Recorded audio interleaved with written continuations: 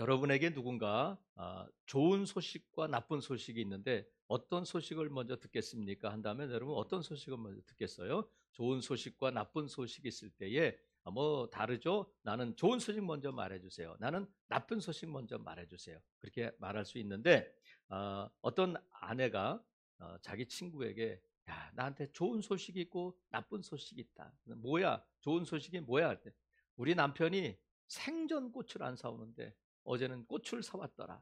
그 나쁜 소식이 뭐야? 그건 좋은 소식이잖아요. 그런데 그 꽃이 다 국화꽃이었어.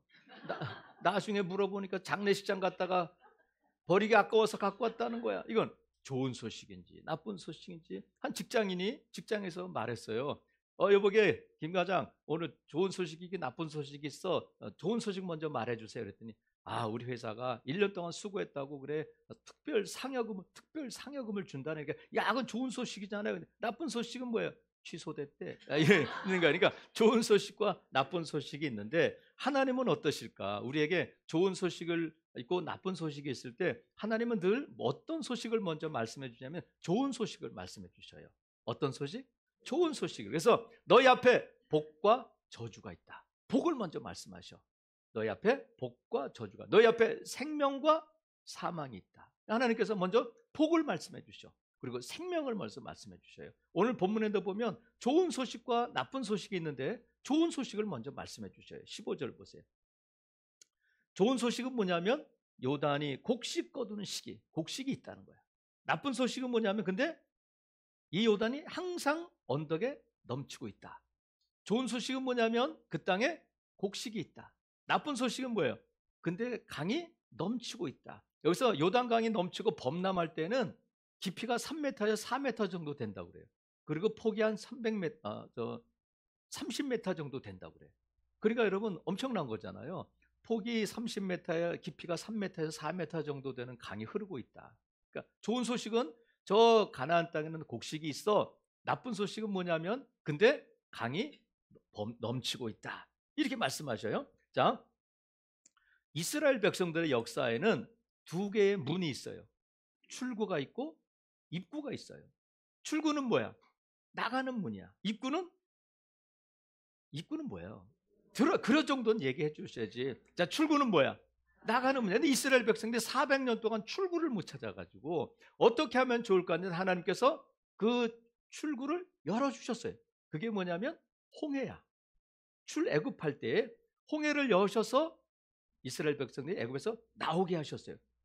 또 하나의 문은 입구는 들어가는 문인데 입구는 어디냐면 가나안 땅에 들어가야 하는 문인데 그 문이 어디냐면 요단강에 있어요.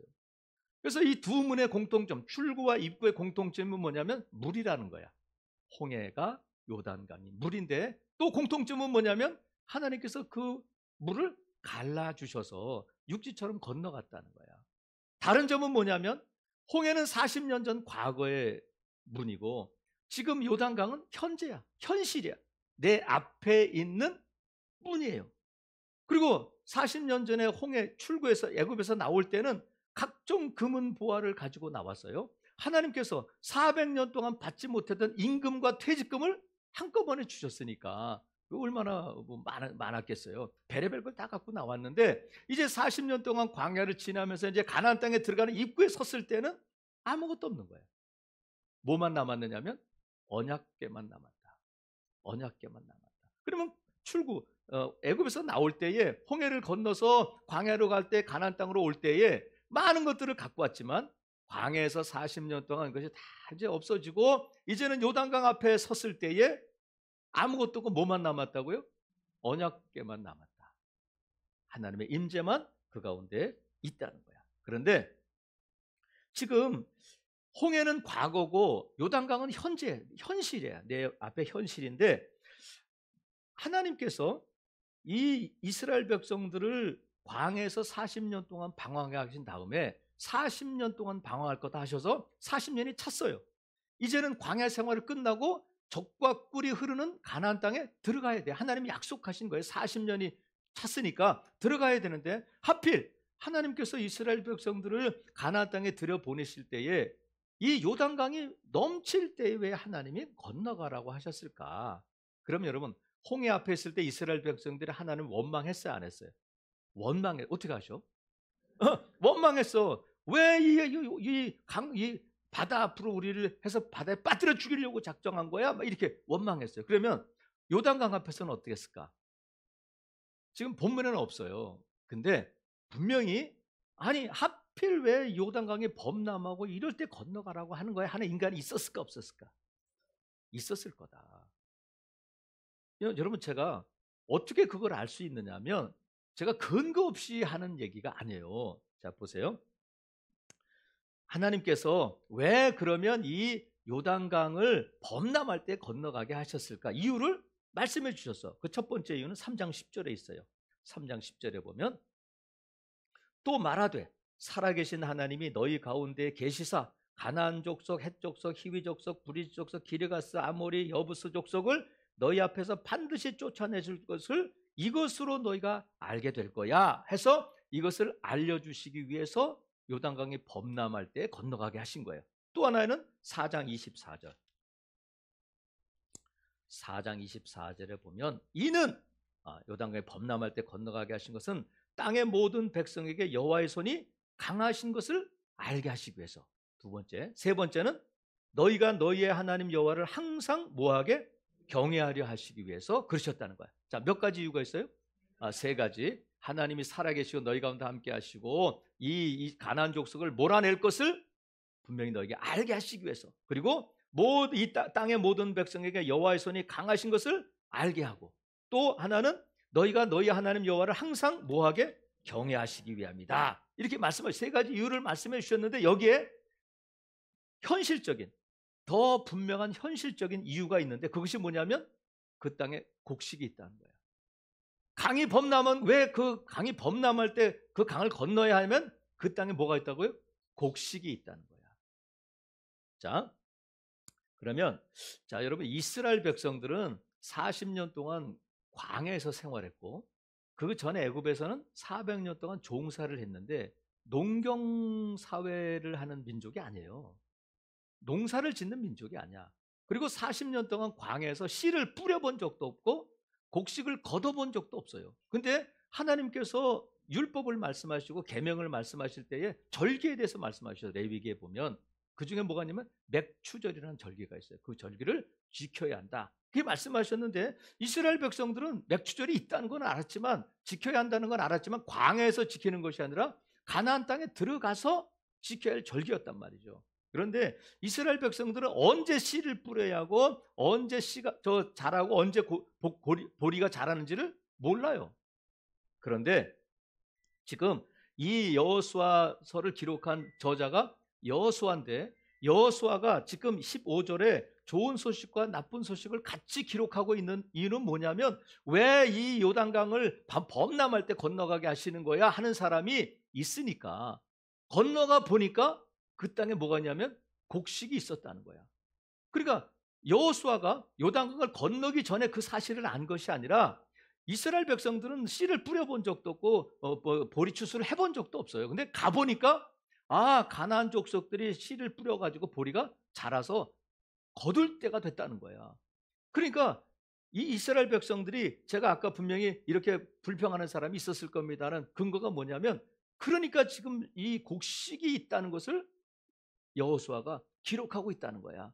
여러분 보세요.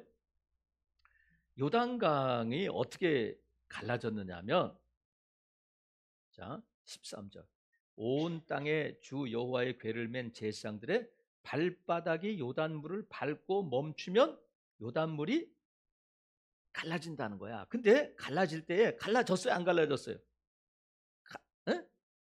갈라졌다고 그랬어요. 갈라졌어 안 갈라졌어?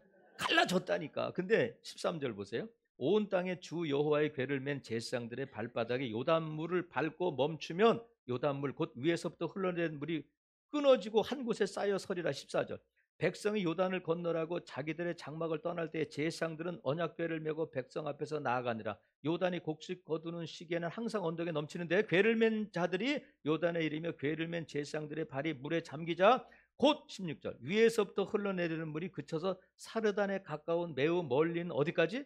아담 성읍 변두리에 일어나 한 곳에 쌓였다는 거야. 먼 곳에. 근데 이 먼 곳이 어느 정도냐면 저 위쪽으로 20km에서 24km 정도 되는 거리야. 얼마나 된다고요?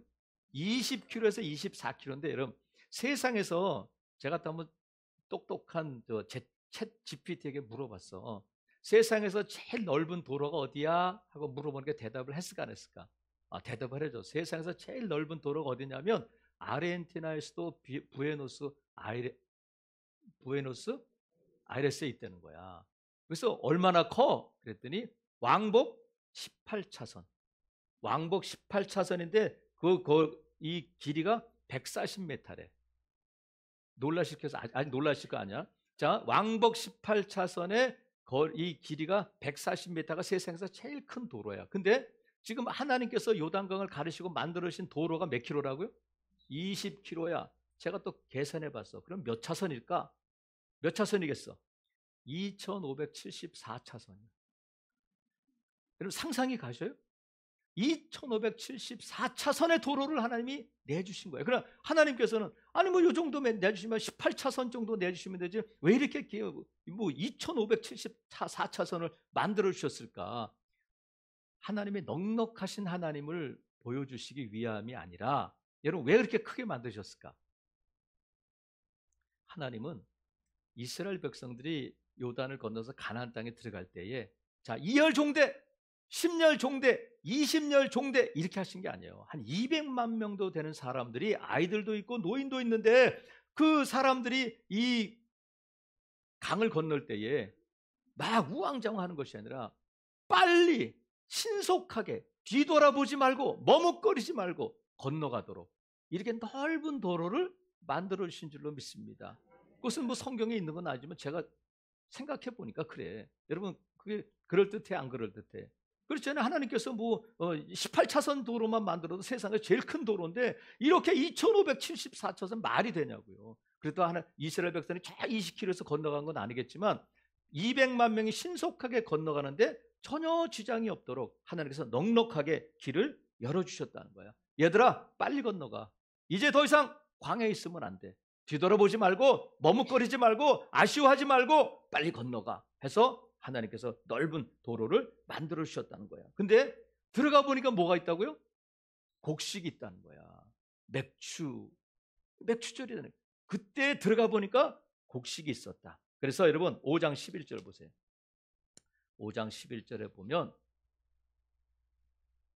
그들 이제 가나안 땅에 들어갔어요. 5장 11절 같이 한번 읽을까요? 시작. 6월절 이튿날에 그 땅에 소산물을 먹되 그날에 무교본과 볶은 곡식을 먹었다. 그러니까 뭘 먹었다고요? 무교본과 볶은 곡식을 먹었는데 12절 또 그 땅에 소산물을 먹은 다음 날에 만나가 그쳤어요. 40년 동안 먹던 만나가 그치고 이제는 뭘 먹었냐면 그 땅에 소산물을 먹게 됐어. 자, 하나님께서 왜 요단강이 범람할 때 건너가게 하실까? 왜 그랬다고요? 그 땅에 뭐가 있었다? 곡식이 있었는데 그 땅에 들어가서 이스라엘 백성들이 40년 동안 만나만 먹다가 이제 뭘면 볶은 곡식을 먹게 됐다는 거야. 여러분 그때 감격이 있을까 없을까? 그 감격과 함께 저는 그랬을 것 같아요. 40년 동안 여러분 죽만 먹다가 40년 동안 죽만 먹다가 이제 돈가스를 먹게 됐어. 아니면 여러분 볶은 고기를 먹게 됐어. 그러면 여러분 그 입에 들어가기 전에 눈물이 날까 안 날까? 저는 이스라엘 백성들이 40년 동안을 만나를 먹던 그들이 볶은 곡식을 먹을 때 그 감격이 어땠을까? 그래서 하나님이 요단강에 범람할 때지만 건너가게 하셨구나 하고 하나님의 깊은 뜻을 깨닫지 않았을까? 이것이 뭐냐면 하나님이 예비하신 기쁨, 하나님의 예비하신 부요함이 있다는 거야. 요단강을 건너니까. 그래서 여러분 하나님께서 아까 요단강을 왜 범람할 때 건너가게 하셨냐면 몇 가지 이유가 있다고요? 세 가지가 있고 아주 더 현실적인 이유가 있다고 말씀드렸잖아요. 근데 첫 번째 하나님께서 요단강을 건너게 하신 것이 10절 3장 10절이에요. 또 말하되 살아계신 하나님이 어디 계시다고요? 너희 가운데 계신 것을 알게 하시겠다는 거야. 자 보세요. 하나님이 어떤 하나님이라고요? 살아계신 하나님. 근데 그 하나님 어디 계셔? 너희 가운데 계신다. 자 보세요. 살아계신 하나님, 이거는 지식이야. 살아계신 하나님, 이건 신학이야. 근데 나와 함께 계신 하나님은 신앙이고 믿음이고. 자, 하나님은 살아계셔요, 안 살아계셔? 살아계셔. 이거는 신학이에요. 지식이야. 근데 그 살아계신 하나님이 나와 함께 계신다 하면 그것은 내 신앙이고 내 믿음이 되는 거예요. 자, 그럼 보세요. 여러분은 지식적인 하나님을 믿어요? 살아계시며 나와 함께 계신 하나님을 믿어요? 나와 함께 계신 하나님을 믿는 줄로 믿어요. 그렇다면 하나님이 살아계시고 지금 나와 함께 계심을 믿는다면 어떻게 되냐면 요단강에 발을 담그라는 거야. 어디에? 범람하는 요단강에, 항상 넘치는 요단강에 네가 하나님이 너와 함께 계심을 믿는다면 지금 3400년 전에 하나님이 아니라 지금도 살아계심에 역사하신 하나님이심을 믿는다면 내 현실, 내 앞에 넘치고 있는 그 요단강에 발을 담그라는 거야. 여러분, 항상 넘친다. 그러면 저 여러분 안에, 여러분의 가정에 항상 넘치는 게 있어요. 근데 좋은 것이 넘치면 얼마나 좋겠어. 은혜가 넘쳐요. 기쁨이 넘쳐요. 감사가 넘쳐요. 그러면 얼마나 좋겠어요. 그런데 우리 안에 넘치지 말아야 할 것이 항상 넘치고 있는 것들이 있어요. 언제는 항상 우리는 가난해. 가난 충만이야. 대대로 우리는 가난해. 늘 허리띠를 졸라매고 살았어. 지금도 여전히 가난에서 못 벗어나고 있어. 항상 가난이 넘친다. 어떤 사람들은 나는 늘 피곤해. 늘 골골해. 안 아픈 적이 없어. 항상 그렇다는 거예요. 어떤 사람들은 나는 왜 이렇게 불안하지? 늘 불안해. 뭔가가 일어날 것 같아. 불안 충만이야. 어떤 사람은 나는 항상 두렵지. 난 겁이 많아. 우리 아버지도 그랬고 우리 식구들은 늘 겁이 많아. 어떤 사람은 그래요. 야, 나는 뭐 늘 이렇게 화가 나 있어. 분노 충만이야. 항상 분노가 넘쳐. 나는 항상 외롭다. 늘 혼자야. 나는 위로해주는 사람이 없어. 이래요. 그런데 이런 것들이, 항상 넘치는 이런 것들이 내 인생이, 내 삶이 앞으로 나아가는데 장애물이 되고 있는 거예요. 항상 넘치고 있어서 그것이 벽이었다. 그래서 당연하지, 항상 넘치고 있어서 난 늘 그래, 우리 집은 날 그래, 우리 애들은 늘 그래, 그랬었는데 이제는 하나님께서 뭐라고 말씀하시냐면 당연한 게 아니야. 그 넘치는 것에, 그 요단강에 뭐를 담그라고요? 발을 담궈봐. 이렇게 말씀하셨어요. 자, 여러분, 요단강에 발을 담그려면 14절, 먼저 백성이 요단을 건너려고 뭐를 떠났다고요? 자기들의 장막을 떠났다는 거야. 이제는 장막에서 사는 게 아니에요. 가나안 땅에 들어가서 살아야 돼. 그러니까 먼저 여러분이 요단강이 갈라지기를 원한다면 여러분 그곳을 떠날 수 있기를 바라요. 외로움 가운데, 불안 가운데, 가난 가운데, 질병 가운데, 분노 가운데 이제는 머물지 말고 떠나야 한다. 떠나야 갈 수 있어요. 그리고 떠날 뿐만 아니라, 자, 15절. 요단이 곡식 거두는 시기에는 항상 언덕에 넘치는데 궤를 맨 자들이 요단에 이르며 궤를 맨 제사장들의 발이 어디에 잠그자? 물가에 잠기자. 이게 뭐냐면 물가에 잠긴다는 것은 뭐냐? 물에 발이 닿자마자 강이 갈라졌다는 거야. 그러니까 제사장들이 언약궤를 메고 강 중앙으로 막 무릎까지 물이 차고 허리까지 물이 차고 숨이 차고 이렇게 들어간 게 아니에요. 요단강에 발을 담그자마자 강이 갈라졌다는 거야. 그러니까 하나님께서 제사장들에게 요구하는 믿음은 뭐냐면 너 물이 안 갈라져도 끝까지 들어가야 돼. 물이 코 밑에까지 와도 들어가야 돼. 그러시지 않았어요. 하나님께서 저와 여러분에게 요구하시는 믿음은 뭐냐면 너 항상 넘치는 그 요단강에 문을 잠궈. 그러시지 않았어요. 발만 살짝 담그면 하라. 그러면 강이 갈라진다는 거야. 그럼 여러분 보세요. 하나님 말씀하셔서 제사장들의 발이 닿자마자 강이 갈라질 거다. 그러면 하나님께서 이미 이것은 자동문이야. 우리가 센서가 있잖아요. 센서 등이 어때요? 발을 들여놓으면 그냥 불이 들어오는 거야. 어떻게 해요? 장치가 있는 거야. 그러니까 하나님께서 요단강에 이미 장치를 해두셨는데 어디 가서 막 이건 세게 말하지 마세요. 뭐 장치 이런 거. 자, 제가 볼 때는 그래. 하나님께서 장치를 만들고 자동으로 센서 등처럼 강에게 명령하신 거예요. 요단강에. 어떻게 명령하셨냐면 너희들은 제사장의 발이 닿자마자 갈라져 하고 강은 순종한 거예요. 그러니까 저와 여러분이 내 앞에 있는 요단강 같은 장벽이 내 앞에 있을 때에 그 요단강의 발을 잠그면 갈라질까 안 갈라질까? 갈라진다는 거야. 이게 뭐냐면 이게 믿음이에요. 그래서 하나님께서 저와 여러분에게 요구하시는 믿음은 엄청난 것이 아니라 하나님이 지금 살아계시는데 그 하나님이 너와 함께 계신다.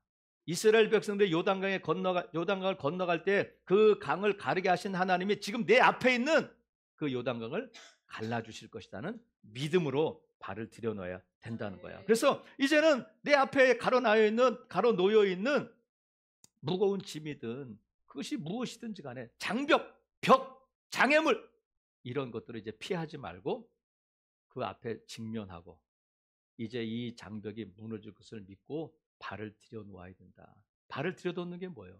하나님 앞에 그 문제를 갖고 나가고 그 문제를 가지고 하나님 앞에 기도하는 거예요. 지금까지는 안 돼. 이거는 안 돼. 이거는 뭐 어쩔 수 없어 하고 포기해서 강이 넘치니까 그랬는데 이제는 항상 넘쳤지만 이스라엘 백성들이 건너갈 때는 갈라졌다는 거야. 자, 여러분, 요단강이 넘치잖아요. 요단강이 넘치는 것은 가나안 땅에 살고 있는 가나안 족속들에게는 엄청난 장점이야. 그러니까 이 가나안 사람들은 그랬을 거예요. 특별히 여리고성 사람들은 이스라엘 백성들이 좀 벌떼 같은 사람들이 지금 요단강 동편 쪽에 지금 막 웅성웅성하고 있는데 못 건너올 걸, 강이 범람하기 때문에 못 건너올 걸 이러고 있었을 거야. 그러니까 가나안 족속들은 뭘 믿고 있느냐면 요단 강을 믿고 있었어요. 근데 이스라엘 백성들은 이 범람하는 강을 가르시는 하나님을 믿고 있었다. 가나안 족속들은 강을 믿고 있었지만 이스라엘 백성들은 누굴 믿었다고요? 강을 가르시는 하나님을 믿고 있었다는 거야. 여러분, 그래서 저와 여러분은 악한 것들은 우리 앞에 늘 이 장애물을 놓고 넌 안 돼. 너 강을 건널 수 없어. 그렇게 살아야 돼. 광야에서 살아야 돼. 그런데 강 건너에는 뭐가 있느냐면 곡식이 있단 말이죠. 건너가야 하는데 지금까지 포기하고 있었던 악한 것들의 계략에 속아 넘어갔던 그러한 믿음이 아니라 이제는 하나님께서 믿음으로 발을 들여 놓아라 말씀하시니까 하나님은 살아계시고 나와 함께 하시는 지금 함께 하시는 하나님을 믿는다면 요단강에 발을 들여 놓으라는 거야. 들여 놓을 때 강이 갈라지고 강을 건너가면 그 가나안 땅에 뭐가 있느냐면 하나님의 예비하신 기쁨이 있다. 하나님의 예비하신 부요함이 있다. 여러분, 강을 건넜잖아요. 강을 건넜는데 강이 계속해서 이렇게 갈라져 있는 게 아니야. 4장 18절 보세요. 4장 18절에 보면 자, 같이 한번 읽어볼게요. 시작. 여호와의 언약궤를 맨 제사장들이 요단 가운데에서 나오며 그 발바닥으로 육지를 밟는 동시에 요단물이 본 곳으로 도로 흘러서 전과 같이 언덕에 넘쳤다. 자, 전과 같이 언덕에 넘쳤어요. 근데 보세요. 전과 같이 언덕에 넘쳤지만 이스라엘 백성들이 전에는 어디에 있었냐면 강 앞에 있었어. 근데 강을 건너니까 강이 어디 있어요? 뒤에 있어. 아까는 강이 넘쳐서 못 건너갈 상황이었는데 이제는 뒤에서 강이 넘치든지 말든지 이제는 내 앞길에 장애물이 아닌 거예요. 일단 그 강을 건너면 그 강이 넘치든지 안 넘치든지 이제는 내 인생의 발목을 잡거나 내 인생의 장애물이 될 수 없다는 거야. 하나님이 열어서 건너가게 하시면 이제는 당연한 것처럼 여겼던 그 장애물이 그냥 과거의 한 추억으로 남게 될 줄로 믿습니다. 그래서 여러분, 다음 주 우리가 맥추절인데 맥추절은 뭐예요? 보리 추수했다는 거잖아요. 맥추절이니까 여러분 감사헌금하고 그냥 그거로 그냥 맥추절이야 그냥 하는 거니까 이렇게 연례적으로 그냥 때우는 맥주 감사절이 아니라 정말 이번 맥주 감사 주일에는 지금까지 넘을 수 없었던, 난공불락처럼 여겨졌던, 항상 넘치던 내 앞에 있는 장애물이 갈라지는 그 강을 건너가는 복된 절기가 될 수 있기를 주님의 이름으로 축복합니다. 그래서 이번 한 주간 그것을 기대하며 기도하며 준비하는 주간이란 말이죠. 여러분, 김동호 목사님이라고 계셔요. 지금 은퇴하셨는데 그 김동호 목사님이 이런 간증을 쓰신 걸 제가 읽어봤어요. 그 목사님이 영국에 가서 집회를 하셨다고 그래요. 후배 목사님이 시임하는 교회에서 이제 집회를 마치고 돌아오는데 교회에서 집회를 마치고 돌아오는 길에 전화가 왔더래요. 근데 전화가 누구냐면 한 유학생의 아내 되는 분이 전화를 했대요. 전화를 하면서 울면서 뭐라고 그러냐면, 목사님, 제가 11조를 하면 우리 애가 굶게 됩니다. 그래도 11조를 해야 되나요? 이렇게 전화를 했더니 울면서. 그러니까 이 목사님이 아마 집회 때 11조 얘기를 했던 모양이죠. 그러니까 그 11조 얘기에 은혜도 받고 감동도 받았는데 부담이 함께 온 거야. 지금 유학생 아내니까 얼마나 어려웠겠어요. 그래가지고 내가 11조를 하면 우리 애가 밥을 굶어야 됩니다. 분유를 못 사 먹입니다. 근데 11조를 해야 되나요? 이렇게 물어보니까 그 목사님 마음이 먹먹해지더라는 거예요. 이거 뭐라고 대답해야 될까? 그래서 이 목사님이 그러셨대. 그런 11조는 안 해도 됩니다. 하나님께서 아이의 분유값을 뺏어가는 그런 하나님이 아니셔요. 그런 11조를 하라고 말씀하시는 하나님이 아니십니다. 이렇게 대답하고는 이렇게 말했대요. 근데 도전은 해보십시오. 우리는 가끔 하나님을 궁지에 몰아야 됩니다. 자기가 불경스럽긴 하죠. 그렇게 말했대요. 우리는 가끔 하나님을 어디에 몰아고요? 궁지에 몰아야 됩니다. 그래서 한번 아이의 분유 살 돈이 없더라도 한번 11조에 도전해 보십시오. 이렇게 말했다는 거야. 그 목사님 결론이 그거예요. 그 유학생 아내가 지금 아이에게 먹을 것이 없다는 건 자기도 먹을 것이 없다는 거잖아요. 애기 먼저 먹이는데. 그래서 그분이 이렇게 가난한 것은 가난해서 11조를 못하는 것이 아니라 11조를 안 해서 하나님이 주시는 복을 못 누리고 가난한 것은 아닐까. 그것을 질문하는 거예요. 판단은 여러분에게 맡기겠어요. 늘 너무나도 당연하게 내가 어려워서 힘들어서 못해 했었는데 그 강이 갈라지기를 하나님이 그 안에 가나안 땅에 있는 곡식과 그 기쁨과 부유함을 주시기를 원하시는 것은 아닐까.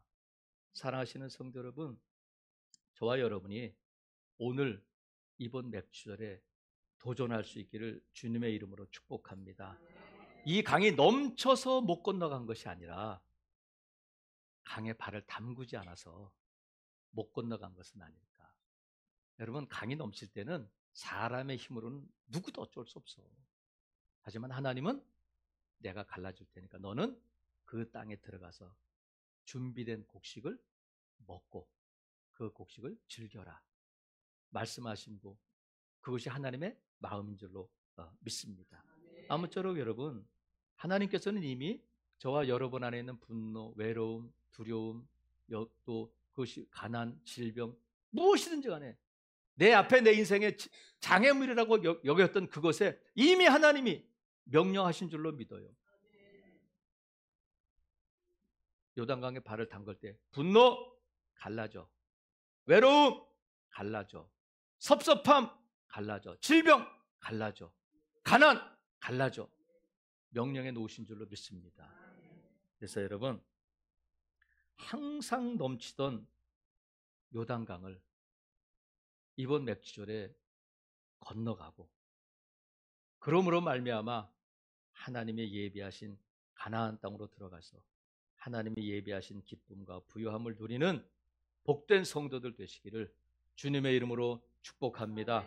아멘.